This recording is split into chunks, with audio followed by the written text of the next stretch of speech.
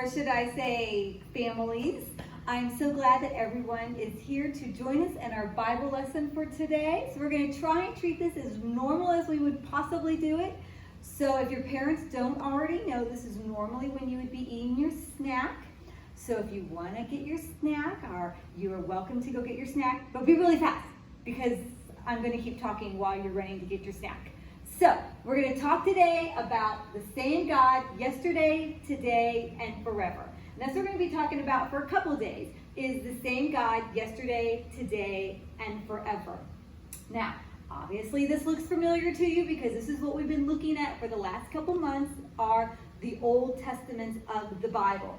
Remember, the Old Testament was broken up into 4 different categories: the law, the history, the poetry, and the prophecy. So we're going to kind of take everything that we learned for these last couple months and we're going to use it for the next couple of weeks when things are just a little bit odd. Things aren't normal like we used to. So what can we learn from the Old Testament that we can use today in our world? So we're going to talk about the Israelites, of course, because the Israelites is what the Old Testament was all about. It was all about the Israelites, and God created Adam and Eve, and then from there we had Moses, and from there we had Joshua, and then we had, so all those great people that we learned, they're going to now teach us how to survive the next couple of weeks. And if you remember, it was, we had, God was the one who helped Joshua knock down the walls of Jericho. It was God who helped Isaiah, who told Isaiah about that there was going to be a baby born, and that the baby would be called Wonderful Counselor, Mighty God, Everlasting Father, and Prince of Peace. And you're welcome that I did not sing that. And it was the God who was with Daniel in the lion's den when he was thrown into the lion's den, and so that was God who was with him. So that same God who was with Adam and Eve, who was with Joshua, who was with Isaiah, who was with Daniel, is the same God who's with us today.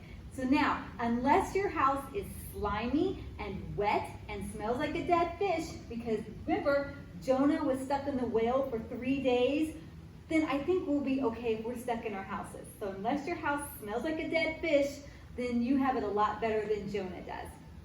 So what can we learn about the Israelites? If you remember, the Israelites wandered in the wilderness for 40 years. So for 40 years, they just walked, and they had no idea that it was going to be 40 years. They had no idea how long they were going to be out in the wilderness, and had no idea where they were going. So in those 40 years, God was with them. God provided for them. They did not need clothes. Their feet did not hurt, but God was with them every day and cared for them every day. Every day he gave them manna, and then every day he gave them water. And every day he had a fire by night, so then when it was cold at night, they had a fire to keep them warm. And then he had clouds during the day, so that way the sun would not beat down on them, and so the clouds would keep them cool during the day. So God thought of everything. God was with them in every sense of the way. And they just were out there for 40 years, and they didn't know how much they needed God. They didn't know how much God was helping them. So the Israelites complained about being hungry. I don't know if you guys have complained in the last couple of days about being hungry, but the Israelites were complaining to God about being hungry. And so they complained to Moses, and they said, "Moses, I'm hungry. Moses, my feet hurt. Moses, this is boring." I don't know if you guys have said that in the last couple of days, but that's what they were saying to Moses. Remember, Moses is the same person who helped them get free from Pharaoh, who helped them escape from the Egyptians, who helped them cross the Red Sea. So the person that they're complaining to is the person who just saved them. So God hears their complaining. Moses probably would have been like, "I don't care, stop complaining." But God, on the other hand, he did care, and God provided for them. So every day God provided manna for them. Remember, manna was that bread that came down from heaven. We don't really know what it was, but we just know that it was God provided for them every day with manna. And so that's what God does for us. God provides for us every day. Maybe we don't know what our mom is serving. It might be meatloaf surprise, or it might be just a snack that we just aren't used to. But we know that God provided for them and gave them manna, just like your moms and dads provide for you every day. But they still complained. Moses, we're thirsty. This manna is making me thirsty. So that's all Moses heard was the complaining. Even though I will say I probably would have complained also about the manna making me thirsty, so I will give him a little bit of a credit about that. But Moses heard how about everything, heard all their complaining. What is something that you might have complained about this week? What is something that you've been complaining to your parents about? And does the complaining really help? Did it really get what you wanted, or did it just get you sent to your room and you didn't get to watch TV? So you have to decide, is the complaining really helping you, or is it hurting you? But God graciously provided for them. He gave them water when they were thirsty. Now, did he just give them a glass of water? No. Instead, what he did was he told Moses to hit the rock, and out of that rock would come water. Now we just go to the faucet, or we go to the refrigerator and get the water from the refrigerator. So times were different back then. They weren't walking around carrying a refrigerator with them. So instead, they just had Moses hit the rock and out came water. God's amazing that way. He can do that. He could still do that too if he wanted to, but instead, he now works miracles in different ways.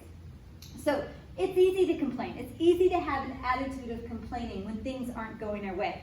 We don't complain when we get everything we want, but we do complain when we don't get what we want. And so we have to remember that God's in charge. Why are we complaining? Who are we complaining to? What are we complaining about? And is it really worth it? Is this complaining really getting what we want? So when we complain, it shows that our hearts are not grateful and that for the things that we have. God wants us to have a grateful heart. He also wants to come to him with our requests rather than with a grumbling heart and we don't get our way. So instead of complaining, maybe you should be grateful. Grateful that you have a house to live in, grateful that you have parents who love you, grateful that you have a bed, grateful that you're not wandering around for 40 years outside in the wilderness, but instead you get to sit and watch TV and play games, and you get to sit and be with your family. So instead we need to have a grateful heart versus a complaining heart. That will also get you a lot more than complaining. When you're thankful, then that will make your parents, will make your family want to give back to you. Oh, that was really nice of you. Thank you for saying that. Here, would you like some more? Versus, I don't like this. This is disgusting. I don't want it. Then go to your room. You're in there for the rest of the night. Which works better, the complaining or the grateful heart? And that's what the Israelites had to deal with.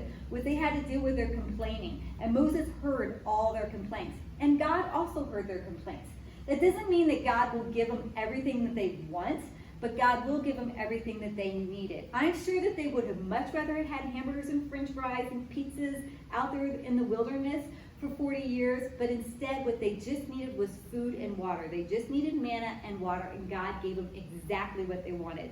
So maybe you're not getting exactly what you want, but God is giving you exactly what you need. You need a loving home, a safe home, a good family. You have food, you have clothes. God's giving you everything that you need to get through these next couple days, and that's what we need to be thankful for. We need to be thankful for everything that God has given us and that our parents have given us. Moses warned the people that when they grumbled, they weren't grumbling to him, they were grumbling to God. And because God gives us everything we have, and we need to remember to thank God for that.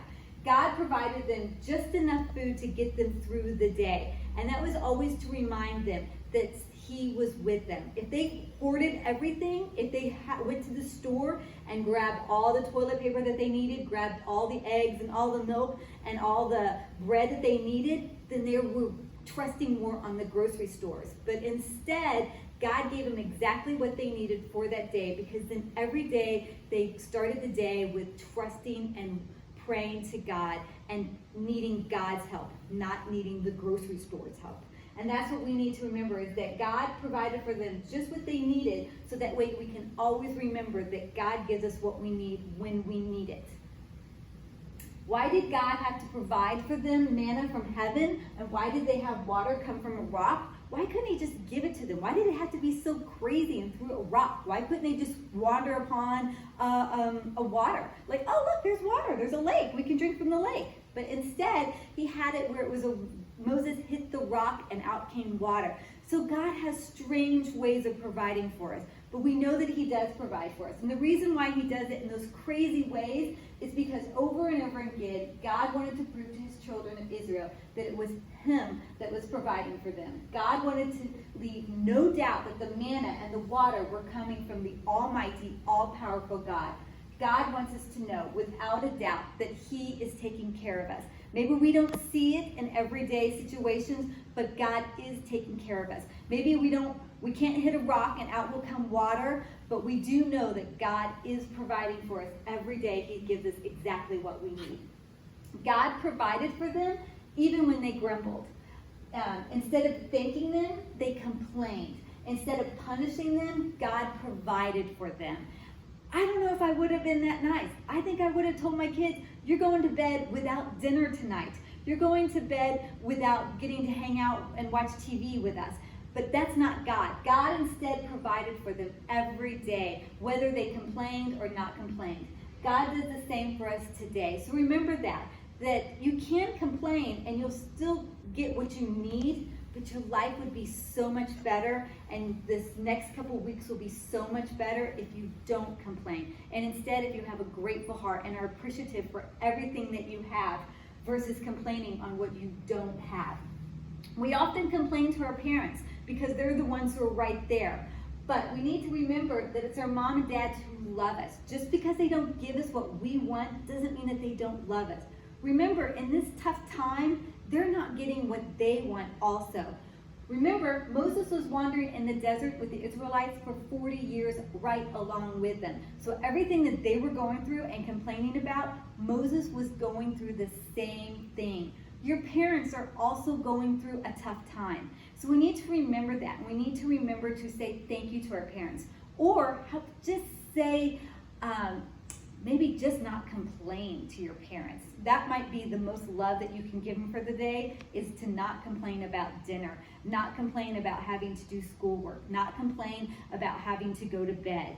By not complaining, you're saying, I love you, and you're saying thank you to them. So we need to remember that this is a tough time for your parents as well. So your homework is for the next 24 hours to not complain, not even once. And you're going to see how everything will start to change. And I never ask you guys to do anything without asking myself to do it. When you guys were memorizing all the old books, all the books of the Bible, I was memorizing them right along with you. So I'm going to be doing this right along with you because I'm also going through a tough time. I'm in the house with my family also. So I'm not going to complain either. I say that because Megan's the one who's holding the phone right now. So I'm not going to complain when Megan drives me crazy. I'm not going to complain when Megan starts taking over the remote control and won't let me watch what I want to watch. I won't complain when Megan starts complaining about my dinners. So I'm not going to complain when Megan does all these things, but instead I'm going to be thankful that I get to be stuck in the house with her for all these times, for all these days. So for the next 24 hours, I'm not going to complain right along with you. And instead, we're going to all have grateful hearts. And I hope that this will make things a lot better. Can't wait to see you guys tomorrow. Hope you have a great 24 hours. Bye.